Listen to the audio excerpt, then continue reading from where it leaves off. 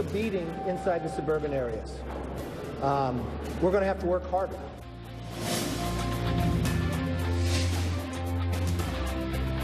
Forward.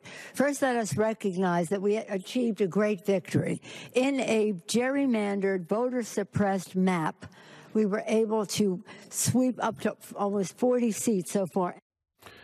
Nancy Pelosi this week taking a victory lap as Democrats appear to be on track to pick up between 35 and maybe 40 seats in the House, and calling on her party to find common ground going forward as she faces internal opposition to her bid for Speaker. This as newly elected Minority Leader Kevin McCarthy acknowledges shortcomings in the midterms. We took a beating inside the suburban areas. We're going to have to work harder. I think our message is going to have to be clearer. Our ideas are going to have to be stronger. We realize that, and we will work towards that effort. Wall Street Journal columnist and Fox News contributor Karl Rove served as senior advisor to President George W. Bush. First, Karl, welcome, but let me ask you about these Florida recounts. Are they going to make any difference, do you think, now the hand recount is going on in the Senate? No, I don't think so. We've never had a recount, even in Florida, where 13,000 votes separating the two candidates, that something magically has appeared to erase that kind of a gap. So, no, it's going to further tarnish Florida's reputation. It's going to give the Democrats a talking point for 2020. I think this is more about 2020 than it is about 2018 at this moment. All right. Thanks on that. Let's talk about the elections, because as you know, 10 days later, you look at what happened. It looks to me like a bigger defeat for the Republican Party than some people initially acknowledge. And I say that because it's the biggest loss in the House of seats since 1974. And in the Senate races, though they did pick those Senate seats up in some of the right-leaning states, in the swing states, boy, they got beat with in every race except for Florida, and that was close. What do you think? Is that fair? Well, I think it is. It is bigger than we thought on election night, and it's a suburban wipeout. In New Jersey, the New York and Philadelphia suburbs, wipeout. Virginia, D.C., Richmond, Tidewater, Charleston, South Carolina suburbs, Atlanta suburbs, Miami suburbs, Detroit, Chicago, Oklahoma City, Houston, Dallas, That's Denver, a lot of Salt cities, Lake Carl. Denver, Salt Lake That's City, a lot of Orange cities. County, and L.A. County. I mean, it's just you go to the suburbs of those places, every one of those Republicans lost seats, some of which they'd held for decades. And so, yeah, in fact, my sense is it depends on what base you use. There were 193 Democrats and 235 Republicans on Election Day in the House. There were 10 vacant seats.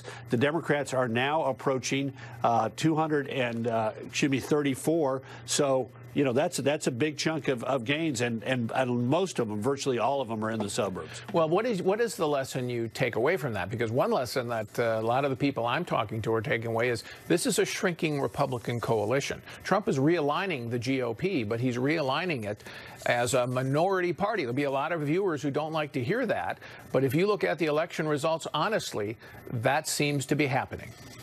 Well, I think it's a little bit more complicated than that, but yes, that's the fundamental truth. I think we've got people who voted Republican, maybe for a governor or maybe for their local offices, but when it came to races, particularly for the House, they wanted to send a message to the Trump White House that they were dissatisfied. We saw this in the polling in Senate races. You had roughly, no matter what the number of people were that approved of the president, and it ranged from, you know, basically the high 40s in some states to the 60s in some of these red states that there were Senate elections this year. Just less than 1/3 of the voters said, I don't approve of him personally, but I approve of his policies, while 2/3 of the people who approved of him said, I approve of both. But you had, interestingly enough, about 10% of the electorate that said, I approve of his policies, but I don't approve of him personally, and I'm going to give him an unfavorable rating overall. And those were people primarily in the suburbs, particularly college-educated and particularly college-educated women. Okay, as you go ahead to look ahead to 2020, then how does the GOP and particularly President Trump get them back? Because he's got to reassemble that coalition that won in 2016 in states where he got really thumped: Pennsylvania, Ohio. Well, Ohio they did all right, but Pennsylvania, Michigan, Wisconsin, and he came close in 2016 in Minnesota, but this year was a wipeout. Yeah, well, in Georgia is a defense, and North Carolina is going to be defense. Florida is going to be defense. They came relatively close in Colorado, but that's going to be a problem. So, look, we have two problems with suburban voters. Our old problem used to be that they were relatively socially moderate but economically conservative. They remain that way today, but in addition to navigating those shoals, you have to deal with the fact that they don't like the president's tone. They don't like how he handles things. They don't like how he tweets. They want a different tone in a president that is more optimistic and unifying than they're seeing right now. Okay, so if that's a fixable problem if Trump is willing to do it. All right, let's talk about Nancy Pelosi a bit before we go. I mean, you did an interesting column this week, kind of adding up the number of Democrats who are now in Congress who said, "I'm not going to vote for," "I don't want to vote for," or some, different gradations of that. Do you think she's going to win anyway? I think she will, but let's be clear about it. There are 234 Democrats. There are 26 Democrats who, during the campaign, said explicitly, "I will not support her." Right. 11 of those were incumbents. The rest are freshmen.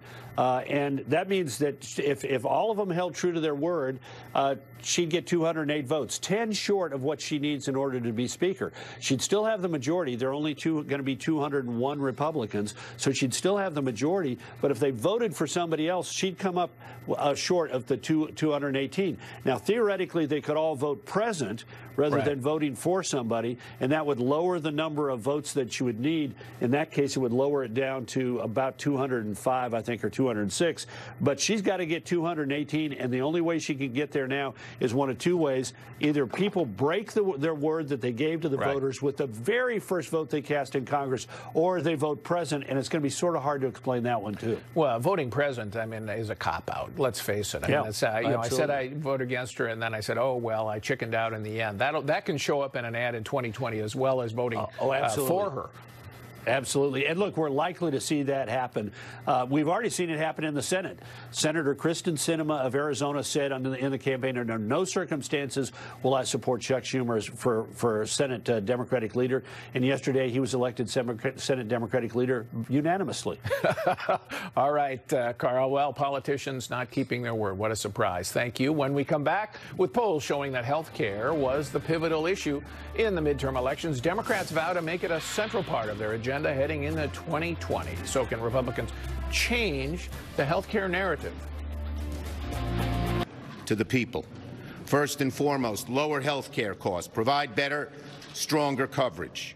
From prescription drugs to premiums, we Democrats are going to continue to press our Republican colleagues for better, more comprehensive health care. Senate Minority Leader Chuck Schumer Wednesday promising to make health care a central part of the Democratic agenda in the next 2 years as the party looks toward 2020. Polls show that health care was the top issue for voters in the midterm elections, with Democrats stoking fears that Republicans would end coverage of pre-existing conditions. We're back with Dan Henninger, Kim Strassel, and Kate Batchelder-Odell. So, Kate, do you think, you look at all the exit polling, you look at the races, did the failure of Republicans to repeal and replace Obamacare cost them the House? Yes, I think that's absolutely the conclusion you have to take, because I think what happened, Paul, was there was a bit of a double bind in that the base was unhappy that the party failed to repeal the law, and more moderate and independent voters were unhappy that the party tried to repeal the law. So they took all of the political heat of having succeeded without having any of the accomplishments or policy outcomes they could point to. They were in a double bind. I don't think it's like what the left says, which is that the law is just increasingly durable and popular. So if they had actually done something and passed a repeal and replace, then they could have pointed to that and said, see, we've done something to address this issue, and here's how we would handle pre-existing conditions. When they failed, what happened is that the Democrats could say, see, they wanted to do this, and you're just trying to prove a counterfactual. Right, exactly. It would have disproven the theory that people were going to be thrown off their insurance for having a pre-existing condition. I think also, Paul, we saw Republicans supporting a lawsuit on the constitutionality of some of Obamacare's mandates, including the pre-existing condition mandate.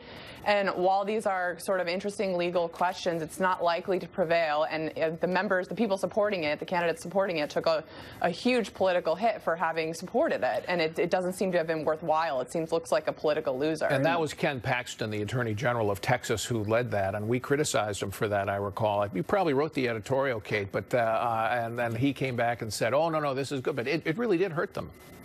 It did. And look, it's just unfortunately, it's not going to convince John Roberts to strike down the Affordable Care Act. He already went through so much struggle to find a way to uphold it, and I don't see this changing the outcome. And what Republicans really should be doing is spending this time in the wilderness thinking about how they're going to sell their ideas better if they get another shot at repealing the law.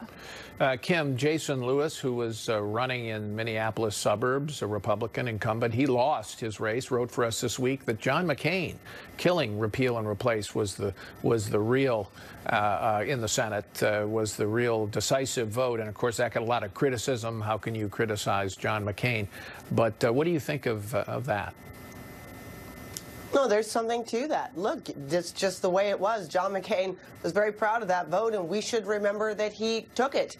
He and Susan Collins and Lisa Murkowski of Alaska, the Republicans, were on a knife's edge, close enough to get this through. It would have given them, as Kate said, both the actual success of repealing it, but the ability to then go out and see some changes in the law that helped bring down prices and where people could see what was actually happening.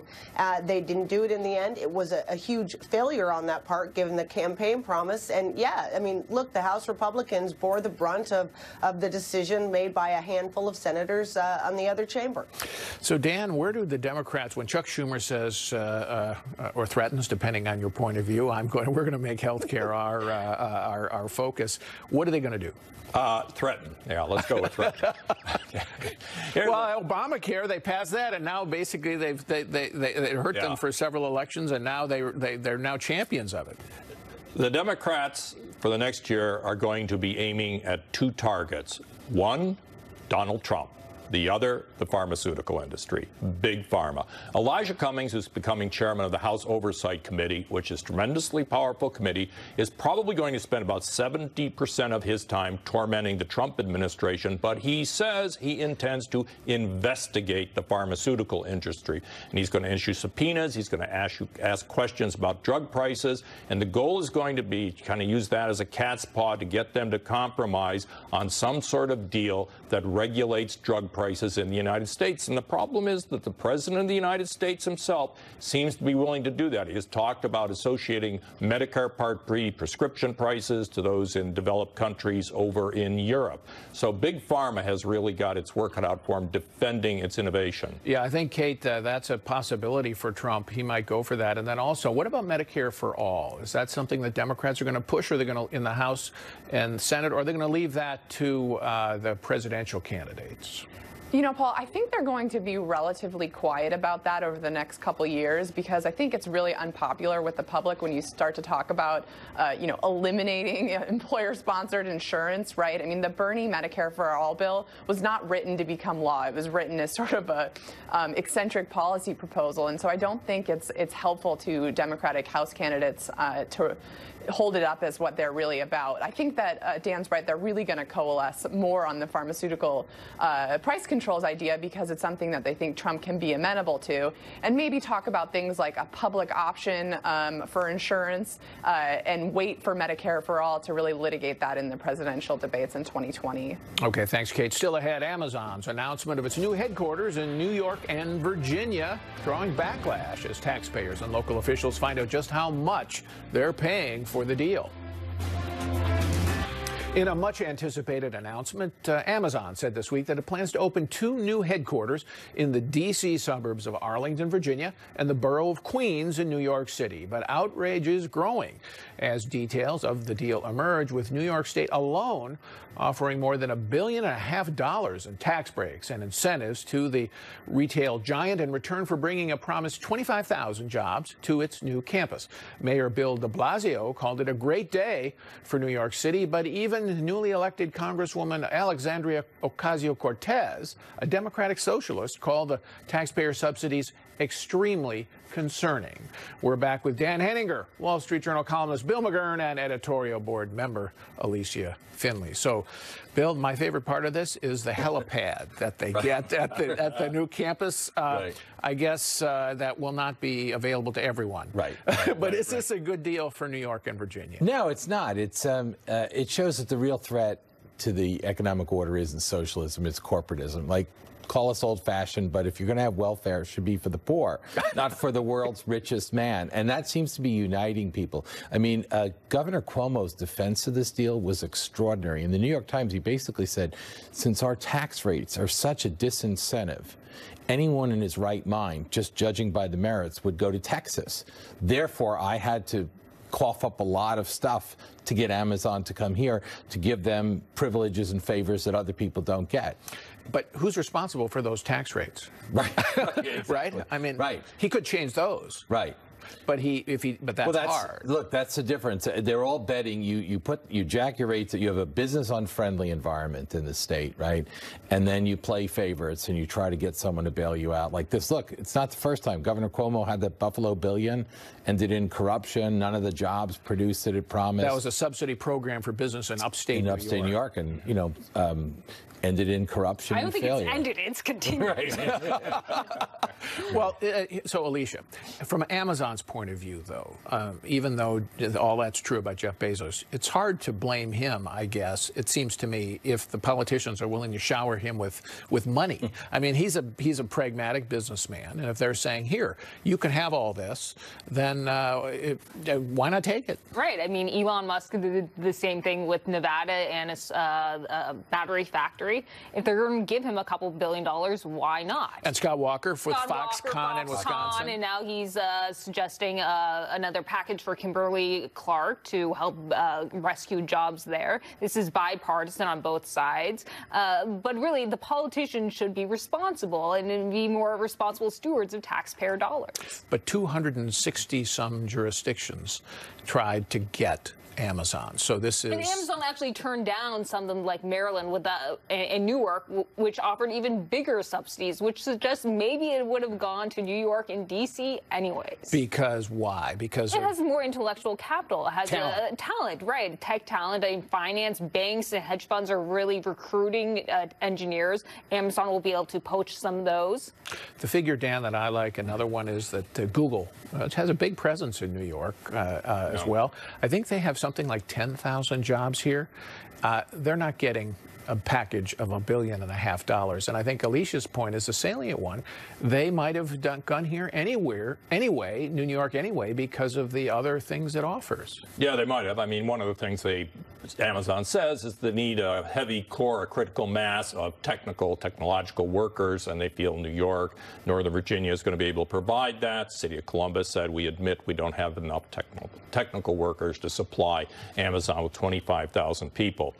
All that aside, to me, the most fascinating thing going on here is that this deal was done by Mayor Bill de Blasio and Governor Andrew Cuomo, both typical, probable candidates for the Democratic nomination. They are getting hammered by fellow Democrats who are just dumping on them for giving away this $2 billion.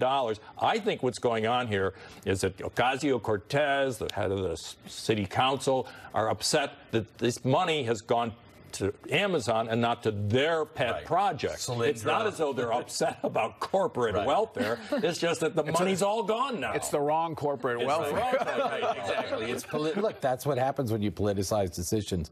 One of the really bad aspects of this was that a lot of the cities didn't say what they were offering. You know, they're going to spend the taxpayers' money, but it was secret. Some disclosed, some didn't. But I think Amazon insisted on a non-disclosure clause for the last 20, the finalists. So this really was the case. We had to agree to it to find out what was in it. And I think that's why people are also just sprung on them this way. Is there any chance that this could be undone in either New York State or New York City or perhaps Virginia? I think it'd be hard to undo it.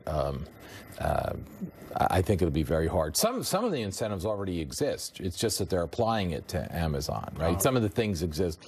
Some of them, but some of them are also special. But it is, special. you know, I think the Wall Street Journal's position is right. We don't want bodega owners and guys that work at a laundromat to have to subsidize billion. Right. Still ahead, plunging oil prices, Britain's messy divorce from the EU. We'll take a closer look at what's driving world economic jitters and what the U.S. needs to do to adapt to a potential global slowdown. This week, as oil prices plummeted to a one-year low on Tuesday, a sign that demand for energy could be slowing amid a sluggish world economy. This as the British pound dropped sharply Thursday after Prime Minister Theresa May's draft divorce deal with the European Union was thrown into doubt. We're back with Dan Henninger, Alicia Finley, and Bill McGurn. So, Dan, how worried should we be about the world economy right now? Well, I think there's a lot of reason to be concerned, Paul, because the United States, on the one hand, seems to be booming. We're at full employment. All the signs of consumer confidence are tremendously strong. But if you look out around the world, this picture isn't so bright. Germany's economy contracted in the last quarter. Europe itself seems to be slowing down. You just described what's going on in the UK with Brexit. Japan's economy slowed also in the last quarter, and China's growth rate is now about 6.5%, which is really kind of low for them. So you get the sense that there is a lot suppressing the global economy out there. The dollar's very strong, but it's kind of delinking from some of these other currencies, and usually when that happens, bad things happen.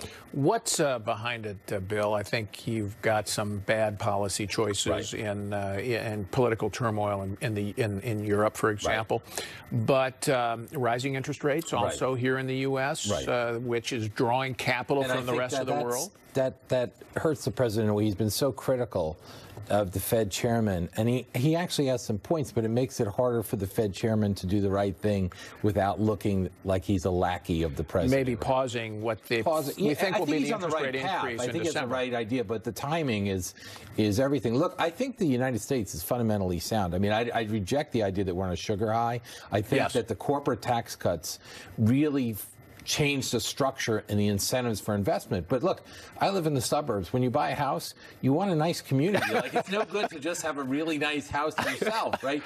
You depend on the community and the downtown to be prosperous too, and we don't live in a zero-sum world. These people are our customers. If their economies, the two other big economies, Japan and Germany, are contracting, there's less that they can buy of our stuff. And yeah, it's a difference, Alicia, between maybe having 3.5% growth continuing here, and we're going back down to the slows of 2.5%, which Donald Trump promised he'd get us out of. I think that's right. I mean, during the third quarter, you did see a drop in business investment down to about 0.8%. Consumer spending has been pretty buoyant, but if you want to maintain 4% growth or above 3%, you're going to have to maintain a higher level of business investment, and that is going to require buoyant foreign global markets. And the trade piece of this, Dan, I don't think you can underestimate. If the third quarter figure that Alicia mentioned included that investment figure, I think that was partly trade related.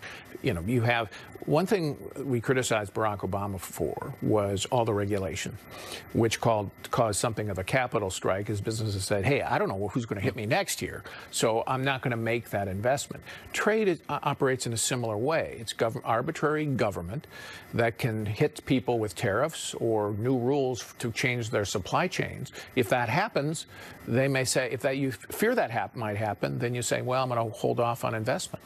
Yeah. Well, President Trump argues that we want to open the Chinese market, and there are certain disparities in our trading relationships with all of these other countries that justify these tariffs that he has imposed.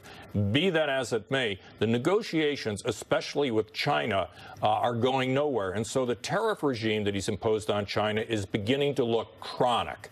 That's a long-term problem because you've got all these complicated global supply chains. Companies have to make decisions based on whether they're going to make money in the context of these tariffs. I think probably the best thing the president could do right now, given what we've just described, is pull back to a great degree on the tariff war that he's undertaken and ensure that the global economy doesn't slow down, because if it does, it's going to be hurting him possibly in 2020 when he's running for re-election. Dan, Bill, last question. Wilbur Ross, one of the trade hawks in the administration, Commerce Secretary, said, well, we're going to have a trade framework with President Xi of China and the G20 later in November. I think we need something positive now. I mean, look, that's the danger. You mentioned supply chains. I think a lot of people just think trade is things for things, but a lot of the pricing of your own goods and stuff comes from a very complicated network. And when you put tariffs on, you just blow the whole thing up. So I think the pressure right now is on. Look, the bad news was Peter Navarro, one of the hawks, right, was out there warning Wall Street, don't pressure us on China. And then Larry Kudlow, of course, warned Peter Navarro, said don't pressure them on this. A sign of the debate internally in the White House. When we come back, as California continues to... The federal government and state government have really restricted the ability to manage forests, and that includes tree trimming, logging, controlled burns. Why do that? Why? Well, mainly because environmentalists oppose all of these. They will believe they want just natural growth? Yeah, right, exactly. But you have to think about back in the 1700s, about 4.5 million acres of land would actually burn a year in California. Right now, it's about 1 million. You cannot return everything to the state of nature because humans were not here in the state of nature. So, Kim, do you know, you've followed this forestry issue a lot, I know, over the years in other states, not just California. Is the Trump administration doing anything to improve it? Oh, yeah. I mean, this is really great news. Go back a year ago, September 2017, Ryan Zinke put out a memo giving all of his park managers and land managers across his entire Interior Department the ability to now, for the first time in 20 years,